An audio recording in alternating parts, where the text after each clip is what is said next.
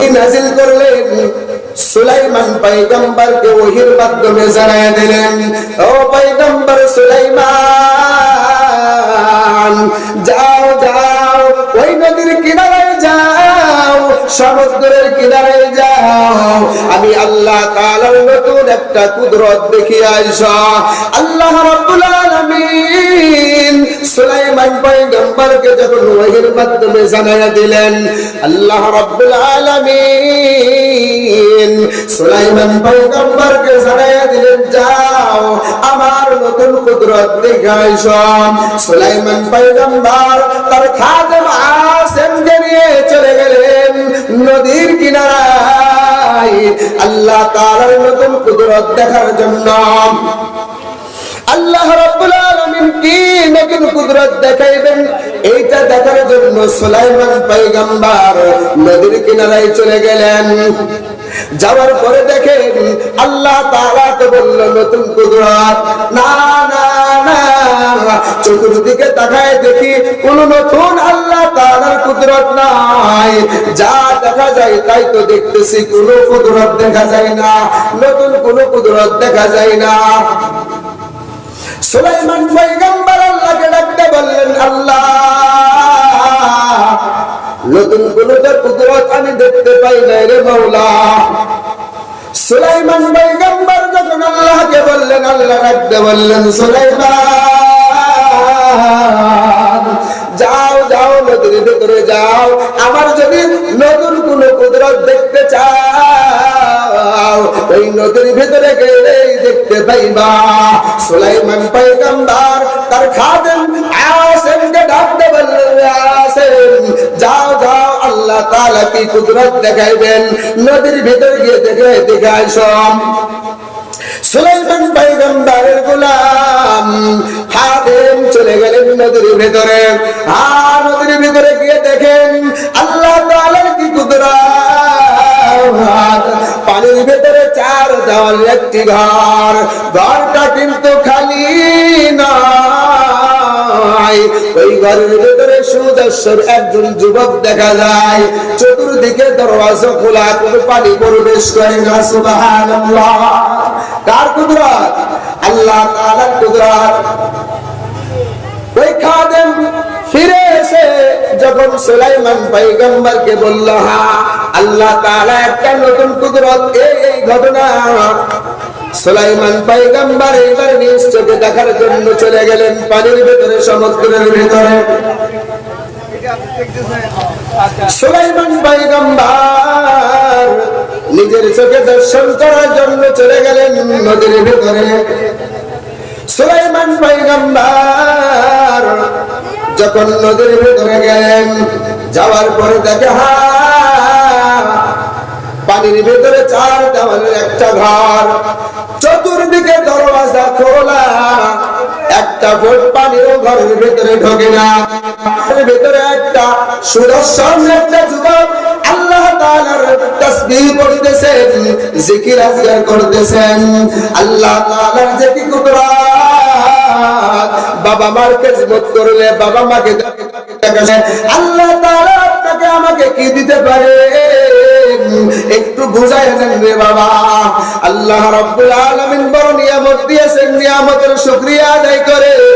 এই পিতামাতা দুনিয়াতে আছে, আজকে নতুন তুমি একটা স্ত্রী পাইয়া নিজের বাবা মাকে তুচ্ছ মনে করতেছ। যেই বাবা মা তোমাকে জন্ম দিলেন, ওই বাবা মা কত কষ্ট করে বড় করলেন, এই পিতাকে আজকে দেখতে পারো না রে যুবক, এই মাতাকে আজকে দেখতে পারো নাই। অথচ তোমার যখন বয়স কম ছিল, ছোট্ট ছিলা, শিশু ছিলা, এই শিশুকালে তোমার পায়খানাকে সাফ করেছে রে যুবক, তোমার নাককে সাফ করে দিয়েছে রে যুবক, তোমার গায়ে এত সুন্দর কাপড় পরায় দিল রে যুবক। আজকে সুন্দর একটা স্ত্রী পাইয়া আজকে বাবা মাকে কিচ্ছু মনে করো না। অথচ এই বাবা মা তোমার আমার জন্য কি কষ্ট করলো, এই বাবা মা নিজেরা সুখের খানা খায় না, ভালো পোশাক পরে নাই তোমাকে মানুষ মান করার জন্য। আজকে পিতা মাতাকে চিনো না, এই পিতামাতা তোমার জন্য কি পাগল, গলে থাকে বন্ধা দূরে সাজ হলে তার বুকে, তেমনি মায়ে সাসারেরা পড়লে হাজার দুঃখে। বিদেশে যদি কারো সন্তান মারা যায়, পশু পাখি জানার আগে জানে তার মাই। কে জানে আগে? মাই জানে। মায়ের খেজমত করলে কি হওয়া যায়, বাবার খেজমত করলে কি পাওয়া যায়। আল্লাহ রাব্বুল আলামিন আমাদেরকে জানাইয়া দিয়েছে, বাইজিদ বুস্তামি রাহমাতুল্লাহি আলাইহি মার জন্য গ্লাস পানি এনেছিলেন। মা জননী ঘুমায় গেল, ওই মা জননীর কাছে সারাটি রাত এক গ্লাস পানি নিয়ে দাঁড়াইছিলেন। আল্লাহ রাব্বুল আলামিন এই মায়ের এক গ্লাস পানি নিয়ে দাঁড়ায় থাকার জন্য মা জননী হাত তুলে আল্লাহ তাআলার কাছে দোয়া করেছিলেন। এই দোয়ার কারণে আল্লাহ তাআলা বাইজিদকে আল্লাহ রাব্বুল আলামিন এই দুনিয়ার সবচেয়ে বড় ওলি হিসেবে কবুল করেছেন। সুবহানাল্লাহ। একটি গিলাস পানির ফলে বাইজিদের কোলে তোলে, একটি গিলাস পানির ফলে বাইজিদের কোলে তোলে,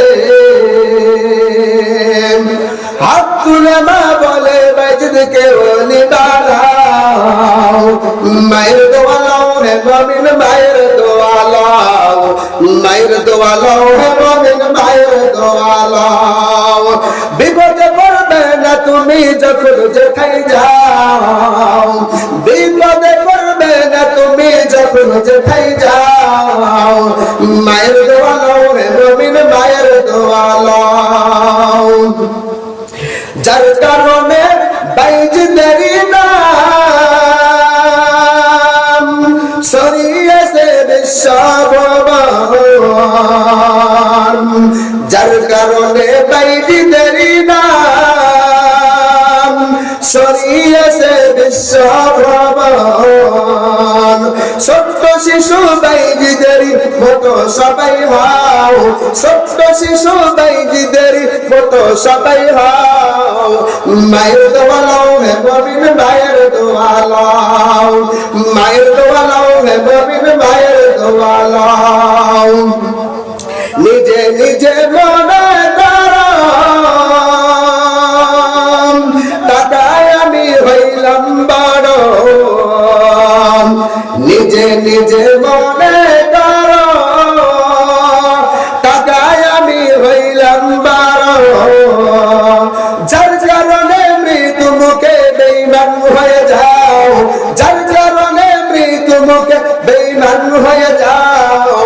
মায়ের দোয়া লাও হে মুমিন মায়ের দোয়া লাও, মায়ের দোয়া লাও হে মুমিন মায়ের দোয়া লাও। বিপদে পড়বে না তুমি যখন যেখানে যাও, মায়ের দোয়া লাও মুমিন মায়ের দোয়া লাও। যাহা কিছু হও না জানে কিছুই না মায়ের দোয়া বিনে, যাহা কিছু হও না জানে কিছুই না মায়ের দোয়া বিনে। বাস্তবে না বুঝা মনে কইরো না যে পাও, বাস্তবে না বুঝা মনে কইরো না যে পাও, মায়ের দোয়া লাও হে মুমিন মায়ের দোয়া লাও। বিপদে পড়বে না তুমি যখন যেখানে যাও, মায়ের দোয়া লাও হে মুমিন মায়ের দোয়া লাও। খেদমতে মা দরফে দর কোন সুবহ শাম, তাকে বেশি দর্দ আনন্দে কুনাদ। এজন্য আল্লাহ রাব্বুল আলামিন বলেছেন, ওয়া ক্বাদা রাব্বুকা আল্লা তা'বুদু ইল্লা ইয়্যাহু ওয়া বিল ওয়ালিদাইনি ইহসানা। আল্লাহু আকবার। আল্লাহ তাআলা বলেছেন, বান্দা তুমি আমি আল্লাহ তাআলার ইবাদত করার পরে আমি আল্লাহ তাআলার যে আদেশ মানো, অনুরূপ ভাবে তুমি তোমার মা বাবার আদেশ মানবা, তুমি তোমার মা বাবাকে এরকম ভাবে মানবা। আল্লাহর পয়গম্বর সুলাইমান নবী যখন পানির ভিতরে গিয়ে দেখলেন ওই যে 4 দেওয়ালের একটা ঘর, ঘরটা খালি নাই, ওই ঘরের ভেতরে একজন সুদর্শন একটা যুবক বসে আছে, আল্লাহর নামের জিকির করে, আল্লাহর নামের তাসবিহ পাঠ করে। আল্লাহর নবী সুলাইমান আলাইহিস সালাম ঘরের ভিতরে ঢুকে সালাম দিলেন, আসসালামু আলাইকুম ওয়া রাহমাতুল্লাহ। আল্লাহর বান্দাকে ডাকতে বললেন, রে আল্লাহর গোলাম, তুমি এই ঘরের ভেতরে কতদিন যাবত হইলে আসো? আল্লাহর বান্দা ডাকতে বললেন, আমি 2000 বছর হলে এই ঘরের ভেতরে আমল করতেছি, জিকির করতেছি, আল্লাহর নামের তাসবিহ পাঠ করি। আল্লাহু আকবার। আল্লাহ রে ডাকরে বান্দা, আল্লাহ রে ডাকরে বান্দা, আল্লাহ বলে ডাক। আল্লাহ রে ডাকরে বান্দা, আল্লাহ রে ডাকরে বান্দা, আল্লাহ বলে ডাক। আল্লাহ রে ডাকতে ডাকতে তোর জীবনের গুনাহ করলে না, আল্লাহ রে ডাকরে বান্দা, আল্লাহ বলে ডাক। আল্লাহর গোলাম ডাকতে বললেন, আমি 2000 বছর হলে এখানে আল্লাহর নামের জিকির করি। কয় হাজার বছর? 2000 বছর। এই আল্লাহর গোলাম আল্লাহ তাআলা মায়ের খেজমত করলে, বাবার খেজমত করলে যেই রকম ভাবে নিয়ামত দান করেন, অনুরূপ ভাবে যদি আমি আপনি বাবা মাকে তুচ্ছ তুচ্ছল্লি করি, বাবা মাকে আমরা যদি অপমান করি, হে প্রতিপন্ন করি, মা বাবার দেখাশোনা না করি, মা বাবার মনে যদি আঘাত দেই, আল্লাহ রাসূল সাল্লাল্লাহু আলাইহি ওয়াসাল্লাম কি আল্লাহ রাব্বুল আলামিন দেখায় দিয়েছেন যে মা বাবার কে কষ্ট দিলে আপনার আবার কি হইতে পারে। আল্লাহর নবী মুহাম্মদুর রাসূলুল্লাহ সাল্লাল্লাহু আলাইহি ওয়াসাল্লাম একদিন জান্নাতুল বাকি নিয়ে যাইতেছিলেন, ঘোরাফেরা করতেছিলেন, সমস্ত কবরবাসীর খবর নিতেছিলেন। আল্লাহর রাসূল তাকায় দেখলেন জান্নাতুল বাকির ভিতরে সমস্ত কবরবাসী আরাম এসে আছে। আল্লাহর নবী তাকায় দেখেন এক কবরের ভিতরে আগুন।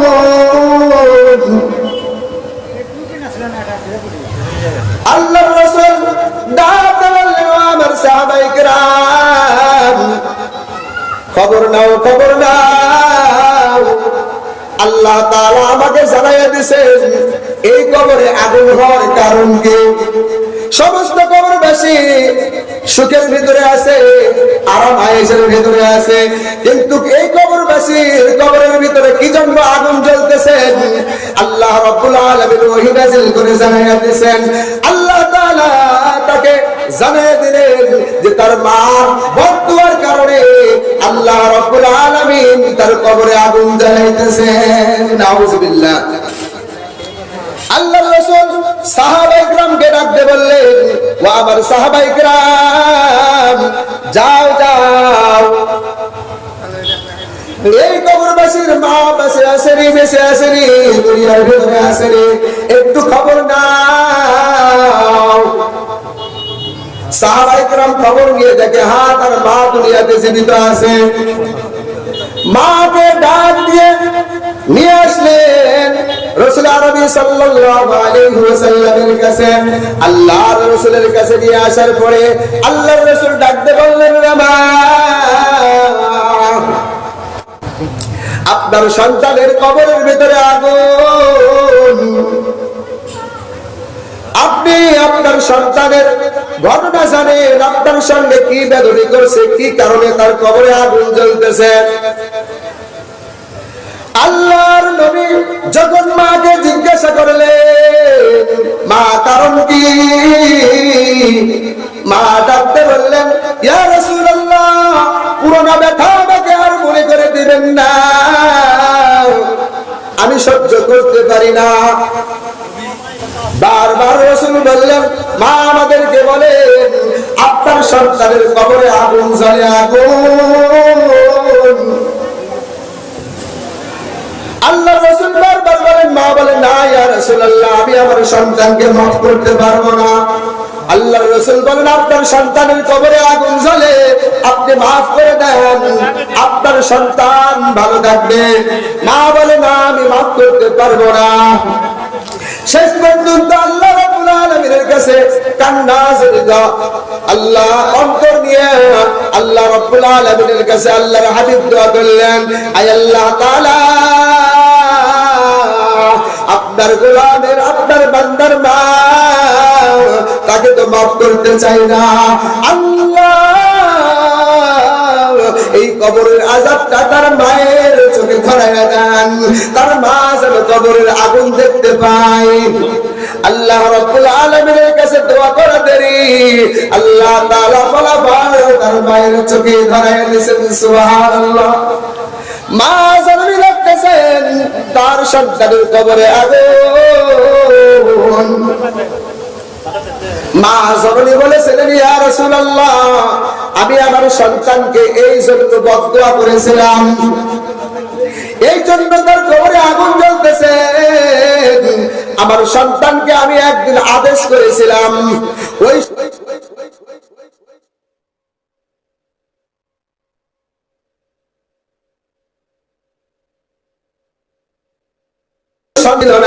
আমি একা আমাকে প্রহার করে জমিনে ফেলাইয়া আমার সন্তান চলে গেল, আমি একাই সেখানে পড়েছিলাম।